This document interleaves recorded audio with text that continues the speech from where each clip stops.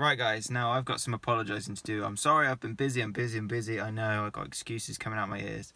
But anyway, I have been enjoying the Lexus, but I have got some news. And just to get you guys up to speed on what I've done, and haven't recorded it, which is a bit of a pain. Mind you, I did try to tell you the full story the other day and record it, but I lost the recording. For some reason I started recording and it cut out like halfway through. This one is still recording. So anyway, I've been enjoying the Lexus, loving it. It's still standard. I've barely touched anything. I've barely even polished it. All I've done is kept it clean and made sure no one ate in it or drank in it, mostly. So yeah, I've been enjoying it, driving it around, enjoying the power, and lo and behold, something went wrong, obviously. So the thing that went wrong was the brake master cylinder has like a 90-degree port that goes from the master to the ABS pump, and that was just leaking out of the master cylinder, so brake fluid was getting low. And I drove it off the driveway one night and the little brake fluid light come on, and I was like, all right, maybe the handbrake's still on. It wasn't. Drove around a couple of corners and I saw it come on, go off, come on, go off, so I knew the level was on the minimum. So anyway, I took it to work, checked it, and obviously, yeah, the level was right. There was fluid all over the engine bay, so I was like, it's not good. So I'll insert a video here of what it looked like. Well, at least I know what it is. I don't think I took pictures of the full repair, and I only posted on my Instagram story that I was roughly fixing it. But anyway, so I ended up taking that pipe out, installing a new rubber O-ring on it, and popping it in. But the stress I had with it was that pipe probably wasn't meant to be taken out of the master cylinder, and that whole ABS servo unit is like 300 quid pre-owned from a scrapyard. I decided I wasn't going to get another one from a scrapyard. I was going to repair this one. So I took the pipe out, or actually I got someone to drill it out because there's a roll pin holding it in, and the roll pin was like a mil, or not even a mil. It was absolutely tiny.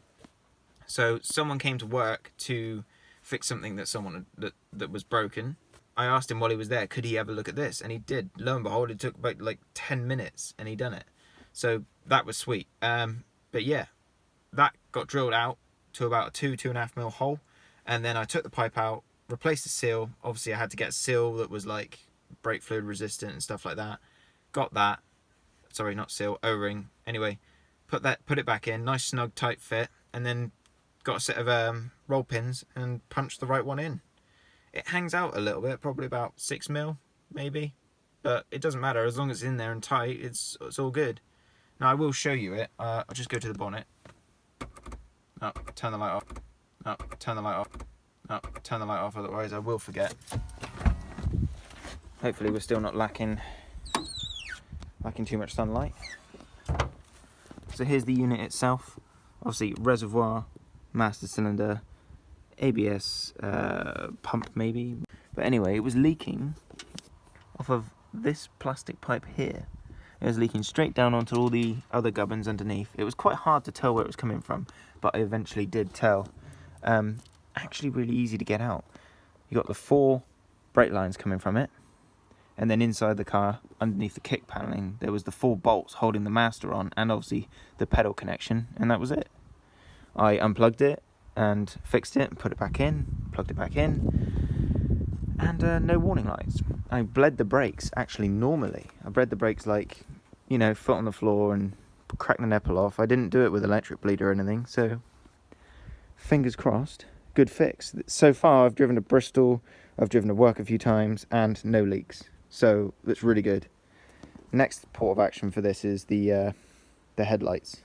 They need cleaning up again and probably sealing, but I do have another surprise for you, and this is a big one. I can't wait. Here it is, big old surprise.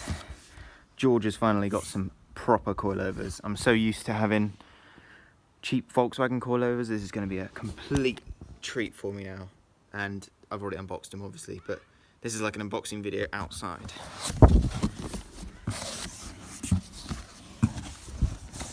So these bad boys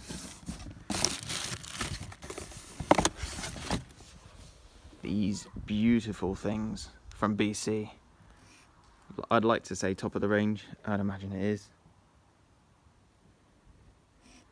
These are BC BR series ultra lows,